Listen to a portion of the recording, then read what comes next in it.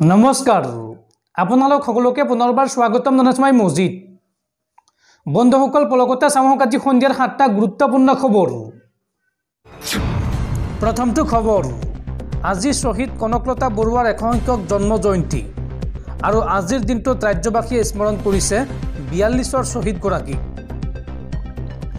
পৰৱৰ্তী খবৰ পিএম কিষাণ আঁচনিৰ লাখ লাখ হিতাধিকাৰীলৈ ডাঙৰ ঘোষণা কৃষি বিভাগৰ পিএম কিষাণ সন্মান নিধিৰ 16 নম্বৰ কিস্তিৰ ধন পাবলৈ আপুনি কাইলৈ কৰিব লাগিব কেইটামান বিশেষ কাম কি কাম কৰিব লাগিব কি নথিপত্ৰ লাগিব চাও আহক পিএম কিষাণ আঁচনিৰ লাখ লাখ হিতাধিকাৰীলৈ ডাঙৰ ঘোষণা কৃষি বিভাগৰ পিএম কিষাণ সন্মান নিধিৰ 16 নম্বৰ কিস্তিৰ ধন পাবলৈ আপুনি কৰিব লাগিব কেইটামান বিশেষ কাম কাইলৈ গাঁৱে গাঁৱে অনুষ্ঠিত হ'ব পিএম কিষাণ বিশেষ গাঁও সভা আৰু এই গাঁও সভাত আপোনালোকে ঠিকাতে কৰিব পাৰিব KYC যিসকল এতিয়ালৈকে KYC কৰা নাই তেওঁলোকে এই গাঁও সভাত ঠিকাতে কৰিব পাৰিব KYC আৰু ডিবিটিৰ বাবে প্ৰয়োজনীয় কাম সম্পাদন কৰিব পাৰিব এই সভাত নিৰ্দিষ্ট বেংকৰ প্ৰতিনিধি উপস্থিত থাকিব এই গাঁও সভাত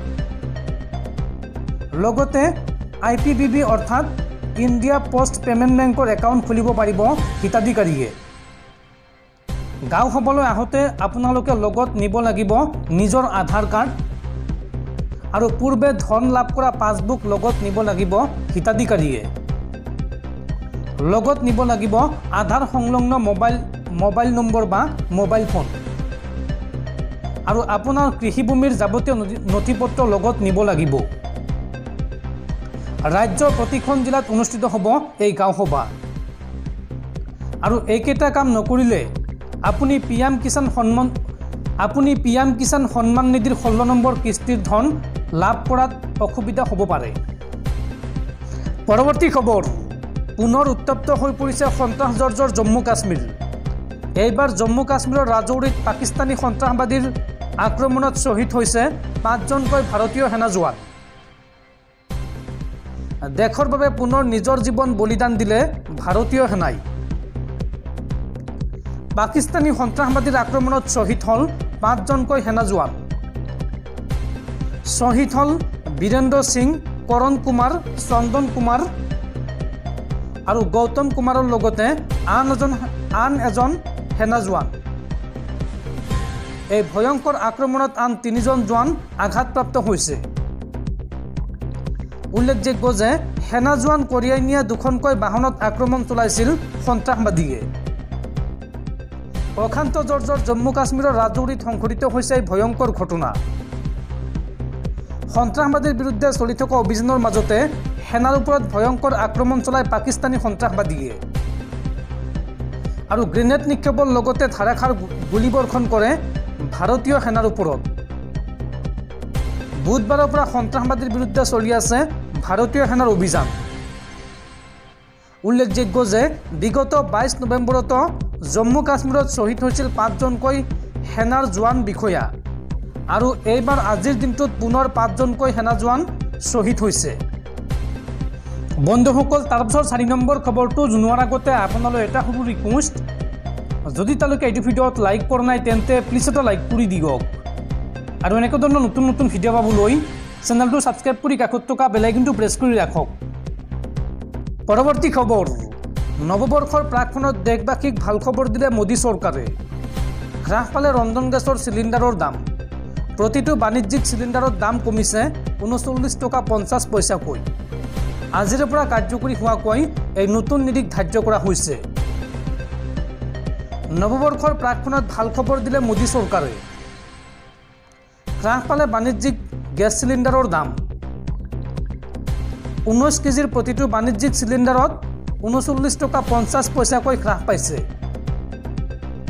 আজিৰে পৰা কাৰ্যকৰী হোৱাকৈ এই নতুন নিৰিখ ধাৰ্য কৰা হৈছে অৱশ্যে ঘৰুৱা বাণিজ্যিক চিলিণ্ডাৰৰ দাম কোনো সালসলনি হোৱা নাই পৰৱৰ্তী খবৰ মুখ্যমন্ত্ৰী হিমন্ত বিশ্ব শৰ্মাৰ কঠোৰ নিৰ্দেশৰ পিছতো ৰাজ্যত অব্যাহত আছে একাংশ আৰক্ষী বিষয়াৰ গুণ্ডাৰাজ এইবাৰ কাজিৰঙাত মৈমতালী প্ৰদৰ্শন গোলাঘাটৰ SP ৰাজেন সিঙৰ হাতী সাফাৰীৰ বাবে টিকট নোপোৱাত ক্ষমতাৰ অপব্যৱহাৰ বন বিষয়াক নিশা 11 বজাত উঠাই নিলে আৰক্ষীৰ দলে।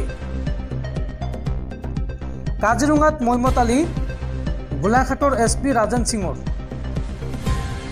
হাতী সাফাৰীৰ বাবে টিকট নোপোৱাত ক্ষমতাৰ অপব্যৱহাৰ।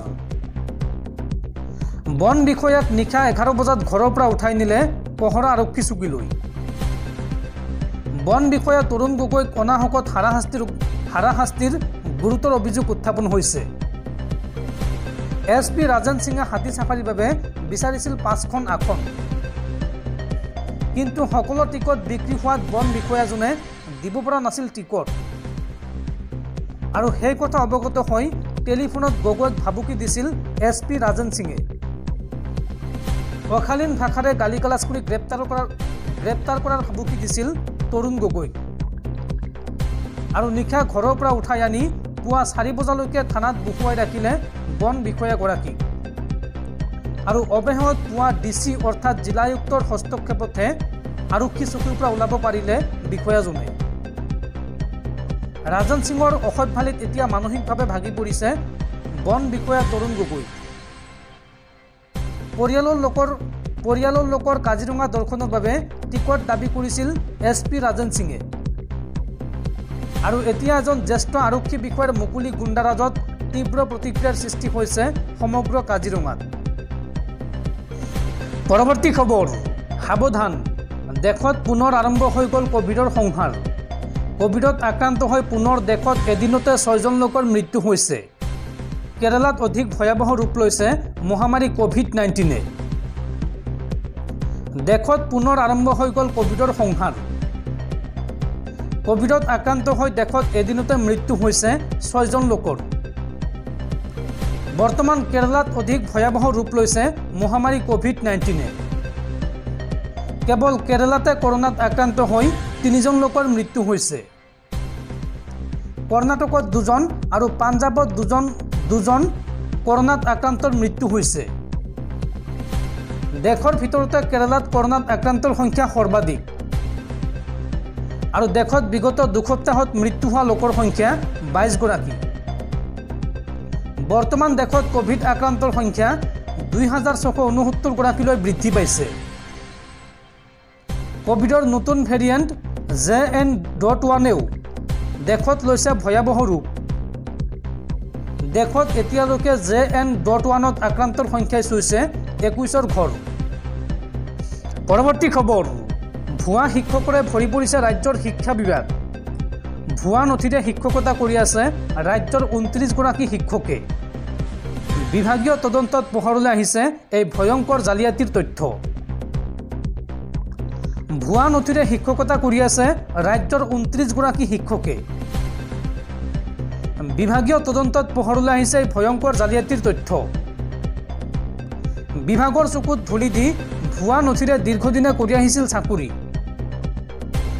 এটা দশক পূৰ্বে ভুৱা নথিৰে কৰিছিল চাকৰিত যোগদান, আৰু বিভাগীয় গোচৰৰ বিৰুদ্ধে উচ্চতম ন্যায়ালয়ত জয়লাভ কৰিছিল ভুৱা শিক্ষকে। সেৱাৰ পৰীক্ষাত এতিয়া প্ৰকাশ পাইছে এই জালিয়াতিৰ তথ্য। ভুৱা নথিৰ প্ৰমাণ লাভৰ পিছতে গ্ৰেপ্তাৰ কৰা হৈছে মৰিগাঁৱৰ শিক্ষক ৰাবুল হুদাক, আৰু এই ঘটনা সন্দৰ্ভত আন কেইবাজনো শিক্ষকক গ্ৰেপ্তাৰ কৰাৰ সম্ভাৱনা আছে। পৰৱৰ্তী খবৰ, এইবাৰ ভাৰতৰ গণৰাজ্য দিৱসত মুখ্য অতিথি হিচাপে উপস্থিত থাকিব ফ্ৰান্সৰ ৰাষ্ট্ৰপতি ইমানুৱেল মেক্ৰন। ফ্ৰান্সৰ ৰাষ্ট্ৰপতি ইমানুৱেল মেক্ৰন আহিব ভাৰতলৈ। আগন্তুক বৰ্ষৰ 26 জানুৱাৰীত গণতন্ত্ৰ দিৱসত মুখ্য অতিথি হিচাপে উপস্থিত থাকিব ফ্ৰান্সৰ ৰাষ্ট্ৰপতি ইমানুৱেল মেক্ৰন। এই কথা জনাইছে কেন্দ্ৰীয় চৰকাৰৰ এক বিশেষ সূত্ৰই।